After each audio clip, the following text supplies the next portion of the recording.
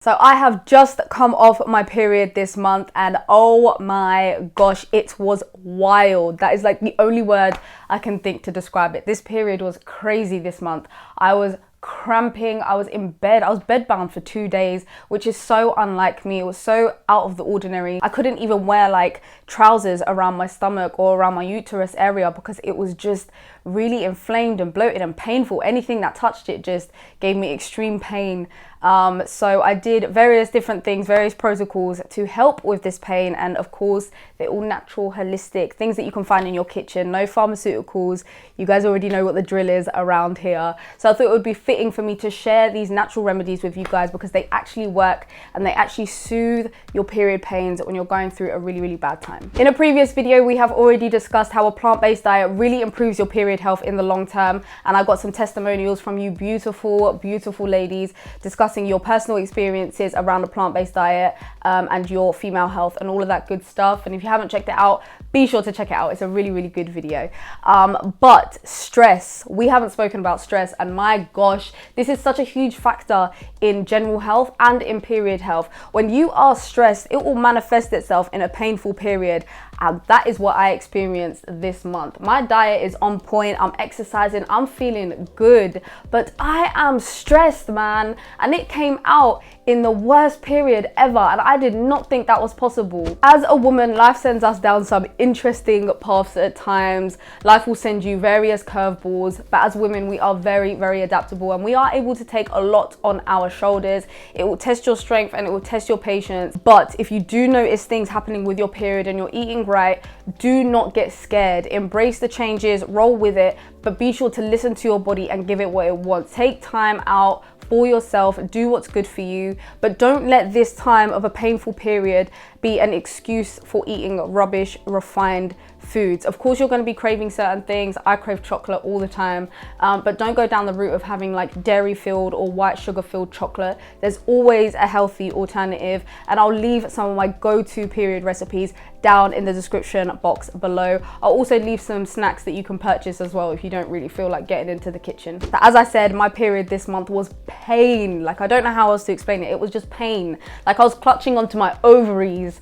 I didn't even know you could get pain in your ovaries. Like, it was that peak. I've never experienced this before, but you do not have to resort to pharmaceutical medicines and other toxic remedies for this kind of stuff. I'm going to show you 3 really simple home remedies that actually really helped ease the pain within a couple of hours and allowed me to rest and get a good sleep. That is one thing that I couldn't do because I was in so much pain. I couldn't sleep. And I'm sure many of you have experienced that, and it is just the worst. So let's get on to the first remedy. Fennel has been used for health since way back, and in a recent placebo-controlled trial, the study group who were given fennel extract rated their pain to be 6 out of 10 before the treatment, down to 4 out of 10 after just 1 hour, and 1 out of 10 after 5 hours of the fennel extract treatment. And 52% of these women rated the fennel treatment as excellent, compared to only 8% in the placebo group who were just given capsules containing wheat flour. One way to have fennel is to boil 1 cup of water and add 1 teaspoon of fennel. Let it simmer on a low flame for 5 minutes with the lid on. Turn off the flame, strain and drink. And you can have this up to 3 times a day depending on how painful your cramps are. I definitely drank this one 3 times a day because, in case you guys didn't know already, I was in a lot of pain on this period. The next remedy is ginger, which is so simple. Everyone has ginger in their house, so you definitely get some good use out of this.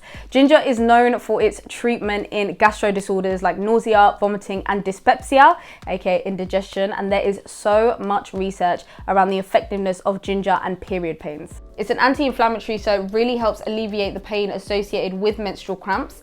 If they are really bad, you can actually just chew on a thumb of raw ginger and let it do its thing, or you can drink it as a tea with some lemon. It's the same process as the fennel. You boil 1 cup of water, add 1 thumb of ginger and some fresh lemon, let it simmer on a low flame for 5 minutes with the lid on, take it off the flame, strain it and drink.